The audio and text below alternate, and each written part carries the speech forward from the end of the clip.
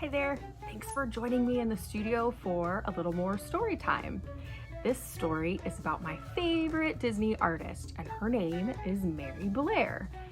This story is called Mary Blair's Unique Flair, and it's written by Amy Novesky and illustrated by Brittney Lee. Let's find out what it's all about. Mary Blair's Unique Flair. Written by Amy Novesky and illustrated by Brittney Lee. Mary Brown Robinson loved color. Even her name had a color in it. All she wanted was to paint. But her family didn't have money for such things.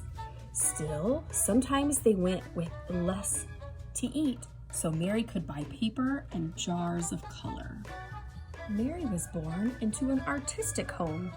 Her mother sewed clothing for a living. Her father had the most beautiful handwriting, and he was a dreamer. He dreamed of traveling. Mary was a dreamer too. She dreamed of being an artist.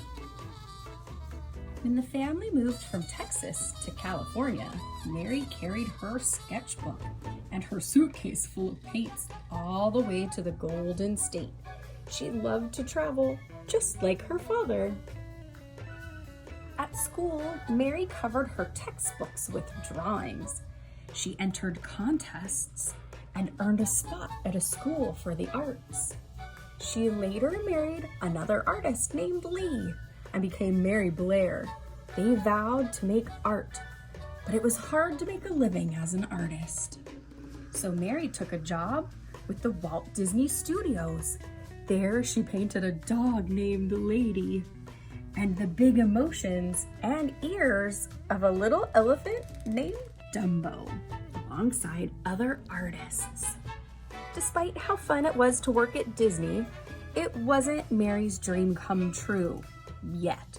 So she quit. She preferred to stay at home and paint.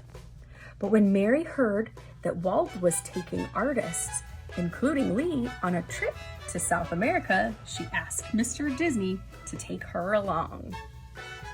Mary grabbed her suitcase full of paints and she flew from Burbank to Brazil, to Argentina, Bolivia, Ecuador, and Peru.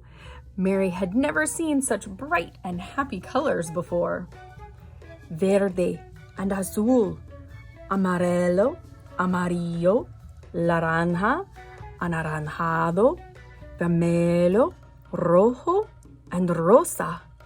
Lila, lavanda, roxo, morado, morón, marrón, cinza, gris, preto, negro. I have loads of paint at the studio, just like Mary. Should we do a little bit of translating? What color is verde? That's right, it's green. What color is azul? It's blue. What color in Portuguese is amarelo and in Spanish is amarillo? It's yellow. In Portuguese, this color is laranja, and in Spanish, it's anaranjado. Have you guessed it yet? It's orange. And her favorite color? Blanco, the color of a blank piece of paper, of possibility. She immersed herself in the colors and the cultures, and she painted them all. She especially loved painting the children she met. It was a small world after all. Then, with her suitcase full, Mary went back to work for Walt. And this time, it was a dream come true. She painted and painted and painted colors you weren't supposed to paint together. Golden yellow, ochre, jade green, and royal purple.